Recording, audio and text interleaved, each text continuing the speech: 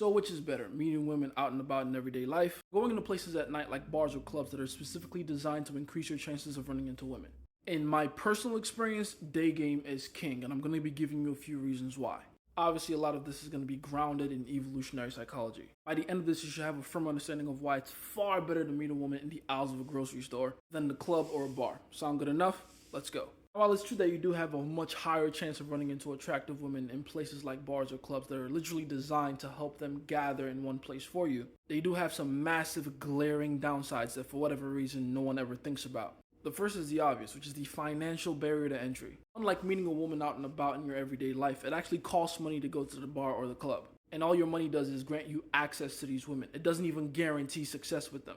Secondly, on top of the financial barrier to entry, there's the increase in lack of cooperation from the women in these nighttime spaces. We already know from evolutionary psychology that women are by nature a reactionary creature. They change their behavior depending on a few factors. And by far the most significant factor in a woman's change in behavior is the environment she's in. The environment she's in has a major impact on her behavioral cues. And women behave in a particularly interesting way in places like bars and clubs. They become more hostile, more uncooperative, and far less friendly, especially to men. According to evolutionary psychology, the reason is twofold. The first being that, evolutionarily speaking, men are seen as threats by women. For their own safety, women have to adopt certain behavioral cues to ward men that are threats to them off. And since women cannot read men's minds or intentions, it's all men are guilty until proven innocent. Which, by the way, brings me to the second reason. These nighttime spaces like clubs and bars are designed for a specific agenda, for a specific reason. A reason, mind you, that is well known by women themselves. They're consciously aware that these places are made to attract women to give men a chance to fuck. So how do you think they view every man that they meet in these spaces? Exactly, like they have an agenda. A cardinal rule, by the way, that you're not supposed to break when you're talking to a woman for the first time. Women should never think that you have an agenda when you're talking to them. Because on an evolutionary level, a man with an agenda is a man that has interest in her without vetting her yet.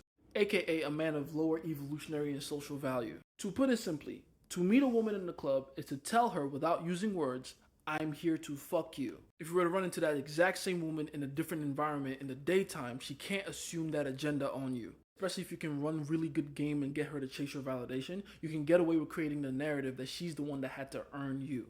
Now you're in the power position accusing her of having an agenda. See how that works? In addition to all that, men usually outnumber women in these nighttime spaces by a large margin, which not only hurts your mathematical chances in these spaces, but also contributes to how uncooperative women are in these spaces. Women don't all of a sudden become more cooperative and friendly when they know they have the ability to replace and have other options.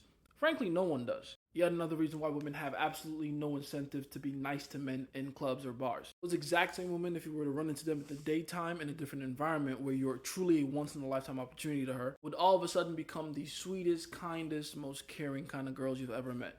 Which gives you a much better chance of becoming emotionally relevant a lot quicker. Because trying to compete with all the other guys she met that same night that in her mind all had the exact same agenda will not give you the same kind of chance as being that one guy that she met in that random spot in town that was a genuinely unique experience to her. Obviously, the argument there would be that emotional relevance isn't the goal when you're going to any of these nighttime spaces. So why would I even bother to bring that up at all? And the reason is simple. Because at some point, everybody gets tired of being used like a piece of meat. Guy or girl, but I digress. The point I'm trying to make is you have a much better chance of creating a relationship that's actually beneficial and consequential long term if you meet the girl from the jump in a neutral environment. It also helps that you'll be meeting her at what most women will refer to as their worst, which gives her an incentive to want to see you again because she now wants to show you what her best looks like. Can't tell you how many times I've had girls telling me that they wanted to see me again after that first initial approach of me approaching them because they wanted to show me how good they look when they're all nice and dolled up. That really psychologically bothers them when they feel like you don't have a good first impression of them. They're willing to do whatever it takes to correct it.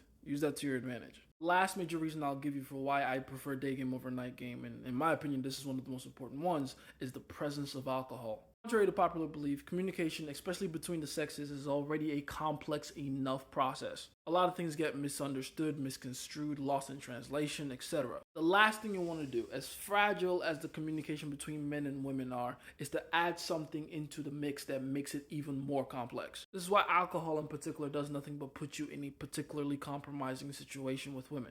It muddies the waters of communication because of what it does in particular to social concepts like consent and plausible deniability. And you need social concepts like that to have strong marking lines and indicators to have clear, smooth communication. So my advice, stay away from alcohol, especially when talking to women. Keep it cool, keep it casual, keep it playful, and keep it sober, please. So there you have it, my main reasons why I'll always choose day game over night game. It's been Jace the Favorite Scientist. Do with this information what you must. And hey, October 1st, I'll see you here tomorrow.